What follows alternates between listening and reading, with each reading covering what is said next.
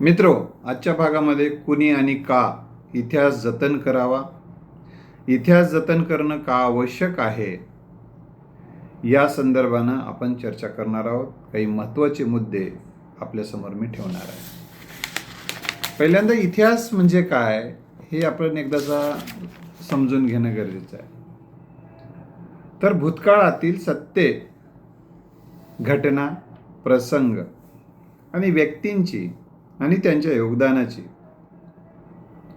पुराव्यासह केलेली लेखी नोंद म्हणजे इतिहास असं सर्वसाधारणपणे म्हटलं जाते. इतिहास म्हणजे भूतकाळात घडलेल्या घटना, प्रसंग, व्यक्ती, समाज, संस्था, संस्कृती आणि त्यांच्या कार्याची सत्य पुराव्याच्या आधारावर कालानुक्रमे केलेली नोंद. याच्यामध्ये काळ आणि सत्यता हे दोन शब्द फार महत्त्वाचे आहेत. इतिहास हा सत्य असला पाहिजे, त्याला पुरावे असले पाहिजे आणि त्या पुराव्याची कालानुक्रमे नोंद करणं गरजेचं आहे. आता पुरावा नसेल तर बऱ्याचदा त्याच्यावर विश्वास ठेवायला लोक धजत नाहीत. हा त्याचा एक म्हणजे पुरावा नाही म्हणजे इतिहास नाही का? पुरावा म्हणजे इतिहास आहे, परंतु पुढील पिढी त्याला पुरावा काय असं जेव्हा म्हणते तेव्हा ते सत्य असूनही धूसर होताना दिसते. म्हणून मित्रहो, सत्य धूसर होऊ नये. सत्य परेशान तर होतेच, पण ते लपवलं जाऊ नये यासाठी सत्य परेशान होऊन जे इतिहास घडवला जातो सत्याने, तो जतन करणे ही समाजाची जबाबदारी आहे. इतिहास म्हणजे केवळ एका व्यक्तीचा इतिहास नसतो, एका राजा महाराजांचा इतिहास नसतो, तर एखाद्या संस्थेचा इतिहास म्हणजे एका संस्था चालकाचा इतिहास नसतो. तर त्यासाठी प्रत्यक्ष आणि अप्रत्यक्ष योगदान दिलेल्या सगळ्या घटकांचा तो इतिहास असतो. परंतु समग्र आणि सकल इतिहास लिहिला गेला नाही. बहुतांश प्रमाणात मध्ये सत्य इतिहास लिहिला गेला नाही. हे भारतीय इतिहासाची काही उणिवा आहेत. म्हणून इतिहास केवळ भूतकाळ आणि काही व्यक्तीच्या संदर्भातील घटना प्रसंग म्हणजे इतिहास नाही, तर त्यात समाजाच्या असंख्य व्यक्तींचा इतिहास असतो. परंतु काही लोक मला मोठं व्हायचं आहे, दुसऱ्याला नको, मलाच फक्त या भूमिकेपोटी दुसऱ्यांचा इतिहास लपवून आपला इतिहास पुढे आणण्याचा प्रयत्न करतात. तर हा प्रयत्न म्हणजे ही वैचारिक दिवाळखोरी असते. म्हणून व्यक्तींचा इतिहास हा सत्य स्वरूपात आला पाहिजे आणि समाजाचा इतिहासही सत्य स्वरूपात आला पाहिजे. परंतु लपवला जातो, दडपला जातो आणि त्याचं विकृतीकरण केलं जातं किंवा तो संक्षिप्तपणे मांडला जातो. आपलं ते अतिशयोक्तीपूर्ण स्वतःचं फक्त एवढंच आपलं सांगायचं मनभर, लोकांचं सांगायचं कणभर, यामुळं तो इतिहास काळवंडला जातो. इतिहासाला इतिहास नाही तर ते एक काल्पनिक कथा होते त्याची. म्हणून सत्य इतिहास जपणे, त्यांचं संवर्धन करणे आणि त्याच्यापासून प्रेरणा घेऊन वाटचाल करणे हे पुरोगामी, वैचारिक, प्रगल्भ राष्ट्र, समाज आणि व्यक्तीचं वैशिष्ट्य मानलं जातं. म्हणून आपला समाज, आपलं राष्ट्र आणि आपण जर वैचारिकदृष्ट्या प्रगल्भ, विकसित आणि एक प्रेरणादायी बनायचं असेल तर सत्य इतिहास निर्माण केला पाहिजे, तो लिहिलाही पाहिजे. जर इतिहास घडवला आणि इतिहास जर तो लिहिला नाही तर भावी पिढ्या त्यापासून वंचित राहतात, प्रेरणेपासून.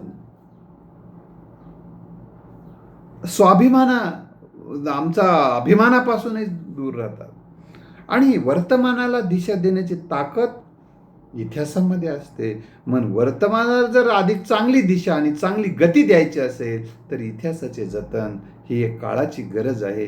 हे समाज, संस्था, शासन, प्रशासनाची पण जबाबदारी आहे. ही सुद्धा गोष्ट आपण लक्षात ठेवली पाहिजे. परंतु ज्याचं शासन त्याचा इतिहास होऊ नये मात्र झालं. म्हणून काही काही जणांनी या देशाचा इतिहास सुद्धा लिहित असताना सत्य इतिहास विद्यार्थ्यासमोर आणलाच नाही.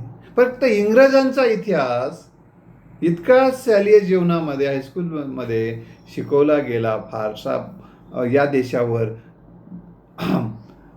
इस्लामी राजवटीने अनेक राज्य केलं, त्यांनी छेड केला. गोव्यावर जवळपास 400 वर्ष 8 दिवस पोर्तुगीजांचं राज्य होतं. म्हणजे अशा वेगवेगळे पोर्तुगीज आले, डच आले,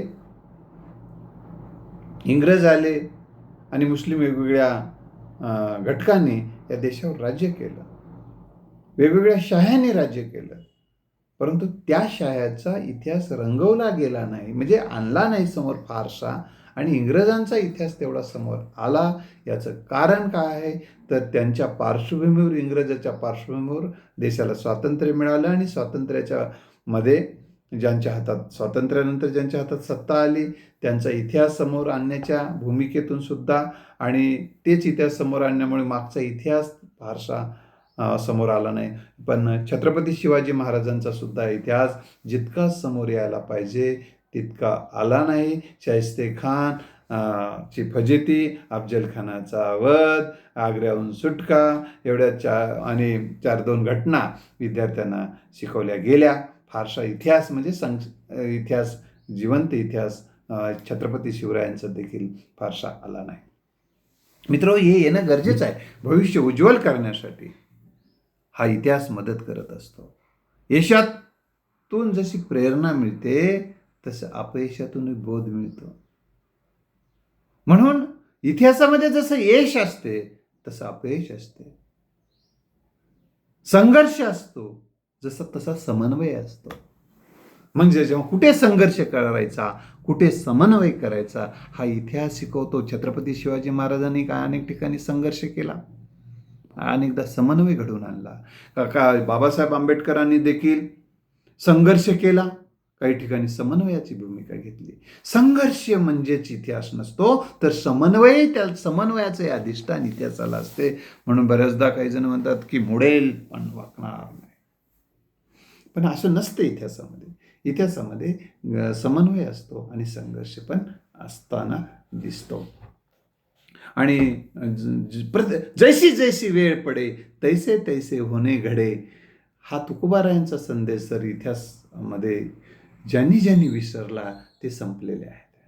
म्हणून तुम्हाला परिस्थितीनुरूप, जशी नदी वाहत असताना परिस्थितीनुरूप आपल्या आपल्या मार्गाने पुढे जाते, तशा पद्धतीनं पुढे जाणारी माणसं इतिहासामध्ये अधिक काळ इतिहास निर्माण करू शकले.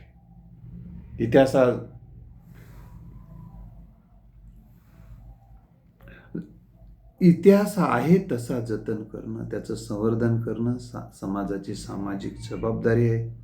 आणि हे इतिहास जर आपण जतन करून ठेवला नाही तर काय होऊ शकते. इतिहास कोणाकोणाचा असतो हे देखील समजून घेणं गरजेचं असते.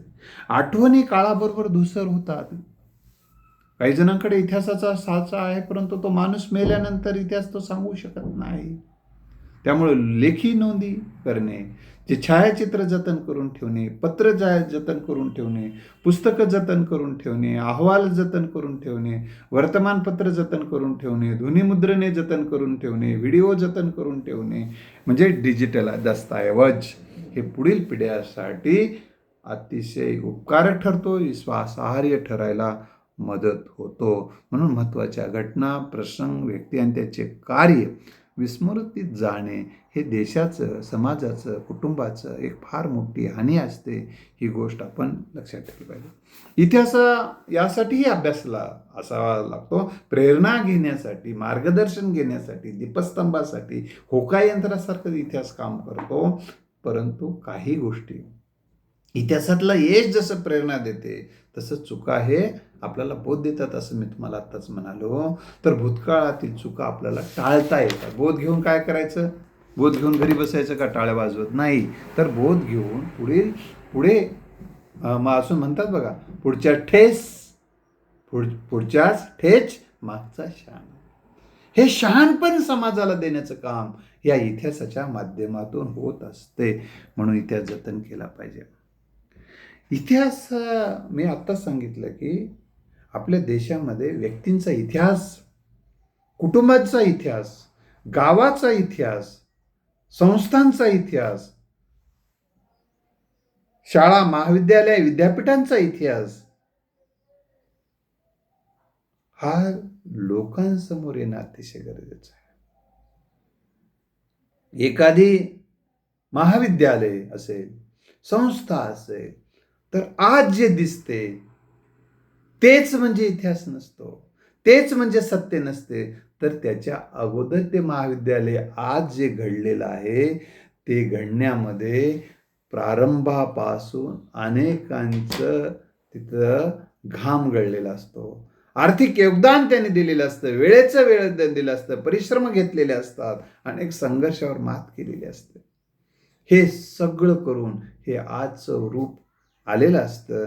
आजचं रूप मीच आणलो अशा आविर्भाव आणणं हे एक मूर्खपणाचं लक्षण असू शकतं. म्हणून हे सगळं होऊ नये यासाठी इतिहासाचं जतन करणं अतिशय गरजेची गोष्ट आहे. आता मी आता सांगत होतो की तुम्हाला कुणाकुणाचा इतिहास असतो आणि तो का जतन करणं गरजेचं असते. की आपल्याकडे राजे महाराजे एवढाचाच इतिहास म्हणजे त्यांचा इतिहास लिहू नये का? त्यांचा अवश्य इतिहास लिहिला पाहिजे. त्यांचा समाजसुधारकांचा इतिहास आलाच पाहिजे. मग राजे महाराजांचा इतिहास पण आलाच पाहिजे. पण युद्धांचा इतिहास, युद्ध म्हणजेच इतिहास, हे एक प्रतिमा आपल्यासमोर निर्माण झाली. लढाया इतिहासात काय असतात? लढाया असतात, शस्त्र असतात. एवढंच नाही, शास्त्रही असते, शहाणपणही असते, समन्वय असतो, योगदान असते. केवळ घोड्यावर बसणे एवढंच काम नसते, तर एक नीती असते त्याच्या पाठीमागं, त्याच्या मागं एक योजना असतात. त्यासाठीचा जीवावर प्रसंग बेतणारे असू शकतात, तरी त्यासाठीची मानसिक तयारी असते, त्यासाठीचे कुटुंबाने केलेले संस्कार असतात. अशा असंख्य बाबी असतात. म्हणून इतिहास हा संदर्भ तोडून शिकवायचा नसतो, इतिहासात संदर्भ तोडून समजून घ्यायचा नसतो. इतिहास बऱ्याचदा आपल्याकडे संक्षेपानं पानाची पानच कमी लागतात ना, यानं इतके आपल्याला किती पानाचं पुस्तक काढायचं आहे? विद्यार्थ्यांना 20 पानाचं, 20 पानाचं पुस्तक संदर्भ तोडून मागचा संदर्भ, पुढचे संदर्भ तोडायचं, कुठलं तरी घटना सांगायची, त्यामुळे चित्र स्पष्ट होतं. एखादा प्राणी जर शिकवायचा असेल, त्याचं मुंडकच शिकवता जमणार नाही, त्याचे पायच शिकून जमणार नाही, त्याची शेपटीच शिकून जमणार नाही. तर प्राणी एक शिकवायचा असेल तर संपूर्ण प्राणी त्याच्यासमोर ठेवावा लागतो. तर त्या प्राण्याचं चित्र व्यक्तीसमोर, विद्यार्थ्यासमोर, समाजासमोर स्पष्ट होत असते. तसंच इतिहासाचं आहे. प्रारंभापासून आत्तापर्यंतचा तो भाग लोकांसमोर जर आला तर खऱ्या अर्थानं त्या व्यक्तीला न्याय देणं होते, त्या समाजाला न्याय देणं होते, त्या संस्थेला न्याय देणं होते आणि ते सत्य जगासमोर येऊ शकतं. म्हणजे अर्धा कच्चा इतिहास, अर्धवट इतिहास ही वैचारिक दिवाळखोरी आहे आणि हे टाळखोरी प्रवृत्ती आहे. म्हणून समग्र इतिहास ही काळाची गरज आहे. म्हणून मी तो एखाद्या गावाचा इतिहास का गरजेचा आहे, एखाद्या गावाचा इतिहास का लिहिणं गरजेचं आहे, तर एका गावापासून दुसऱ्या गावाला प्रेरणा मिळते. त्या गावाचा इतिहास लिहिणं म्हणजे काय, त्या गावाची स्थापना कधी झाली, ते गाव कधी वसलं, पुरावेच नाहीत. अनेक गावाचा वसले ना ते गाव, काय अचानक आभाळातून पडले नाहीत बापू का, देवाधिकापासूनच आहेत का? ते नाहीत ना.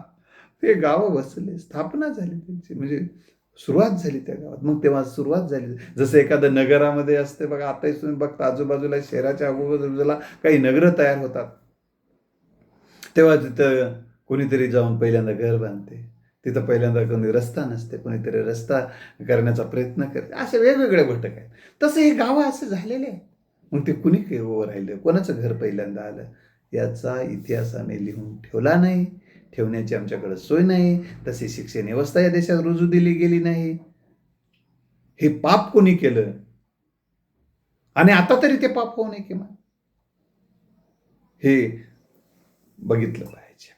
म्हणून आता गावाचा शहरांचा इतिहास हा इतरांना प्रेरणा देतो. त्या शहराच्या गावाच्या जीवनातील घडामोडी, प्रेरणादायी प्रसंग, यशदायी प्रसंग, प्रतिकूल परिस्थितीवर मात करणारं गाव, अनेकांनी जीवाचं बलिदान देऊन गावातल्या स्त्रियांची इज्जत वाचवली, ते गाव वाचवलेलं आहे.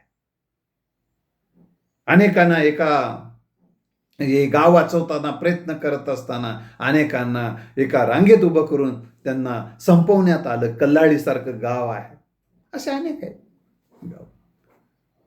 यांचा इतिहास तरुण पिढीपर्यंत, आजच्या पिढीपर्यंत आलं पाहिजे. पबजी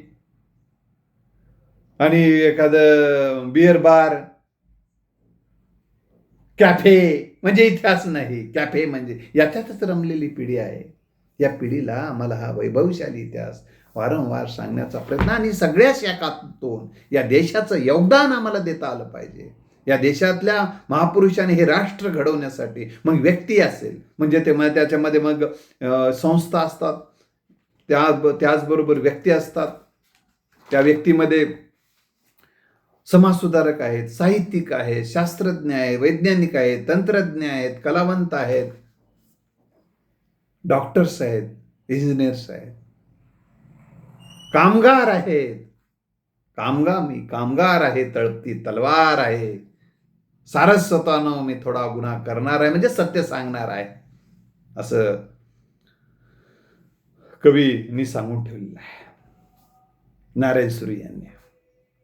तर मित्र, ह्या सगळ्यांचा, खेळाडूंचा इतिहास असतो हा इतिहास, उद्योगांचा इतिहास असतो. एखादा उद्योग आज जे दिसते ते उद्योगाची प्रारंभ जर बघितला तर त्या उद्योगाकडे आज पाहून बाबा आपल्यानं ते होते का, हे सगळा भ्रष्टाचाराचा यायचा पैसा आहे, हे पैसा भ्रष्टाचारामुळे एवढे मोठे याचे उद्योग आहेत, असं म्हणणाऱ्याने त्या उद्योगाचा प्रारंभ समजून घेतल्या, त्या उद्योगाचा संघर्ष समजून घेतल्यानंतर आपल्याला ह्या गोष्टी लक्षात येतात की या माणसाने किती मोठं योगदान दिले. दर्डा परिवारांचा लोकमत आज आपल्याला एवढं दिसते, पण त्या सायकलवर, दर्डा यांनी सायकलवर वर्तमानपत्र विकलेलं आहे. आज रामदेव बाबांचा एवढा भव्य दिव्य इतिहास आपल्याला दिसतो, पण रामदेव बाबांनी माळा वनामध्ये फिरून फिरून जशी चिमणी गोळा करते, काडी गोळा करून खोपा तयार करते, तसा त्यांचा आयुर्वेद आणि योगाचा हा खोपा उभा करून जगभर दिलेला आहे, त्याची सावली दिलेली आहे. ते सायकलवर जायचे, वनात सायकलवरून घेऊन यायचे, तिथली वनस्पती ते कुटायचे, त्याच्यातून औषध तयार करायचे, योग शिकवायचे, त्याचबरोबर ते औषधी द्यायचे. तिथपासून सुरुवात. आज कारखाने तयार झाल्यापासून ठीक आहे, काही त्रुटी असतील, त्या त्रुटी दूर झाल्याच पाहिजे. कोणाच्याही त्रुटीचं आणि कोणाचा द्वेष जसा चुकीचा आहे तसा कोणाचे दोष लपवणे चुकीचं आहे. ते काही माझा उद्देश नाही, परंतु जे काही तेवढंच एक म्हणजे इतिहास नाही, लक्षात ठेवा. त्यांचं पहाटपासून ते संध्याकाळपर्यंत समाज राष्ट्राच्यासाठीचं योगदान आपण लक्षात घेतलं पाहिजे. म्हणून ह्या सगळ्या व्यक्ती आणि इतिहास आपण जतन केला पाहिजे. म्हणून प्रत्येक व्यक्तीने डायरी लिहिणं, आपल्या लेखी नोंदी ठेवणं, ते जगासमोर नेणं अतिशय गरजेची गोष्ट आहे. ते स्वतःसाठी जरी नसलं तर राष्ट्रासाठी, समाजासाठी त्याचा उपयोग होत असतो. मित्र, पुढच्या भागात काही व्यक्ती, काही संस्था, काही इतिहासातील घटना प्रसंग जे आहेत, जे की काही आलेले काही प्रसंग असतील किंवा जे काही न आलेले काही प्रसंग असतील, ते मी आपल्याला पुढच्या भागामध्ये टप्प्याटप्प्यानं सांगणार आहे. काही उद्योगांचा इतिहास सांगणार आहे, काही उद्योगी व्यक्तींचा इतिहास सांगणार आहे, काही समाजसुधारकांचा इतिहास आहे, जे की समाजसुधारक तुमच्या इतिहासाच्या पानात जे सापडलेत, जे काही अजून पानात सापडले नाहीत असे काही व्यक्ती आहेत. काही वैज्ञानिकांचा इतिहास अजून माहिती नाही आहे, शास्त्रज्ञ आहेत, कलावंत आहेत, खेळाडू आहेत, समाजसुधारक आहेत आणि गाव घडवण्यासाठी, गावात घडवण्यासाठी, संस्था घडवण्यासाठी, राष्ट्र घडवण्यासाठी अनेक व्यक्ती योगदान दिलं, पण त्यांच्या नोंदी झाल्या नाहीत. आणि ते इतिहास त्यांचा धूसर आहे. तो इतिहास समोर आणणं, इतिहास केवळ लिहूनच चालणार नाही, तर इतिहास समाजासमोर आणणं देखील हे समाजातल्या एका जबाबदारी व्यक्तींचं, समाजाचं, जबाबदार समाजाचं एक काम आहे. म्हणून ते देखील आपल्याला काम करणं अतिशय गरजेचं आहे. धन्यवाद.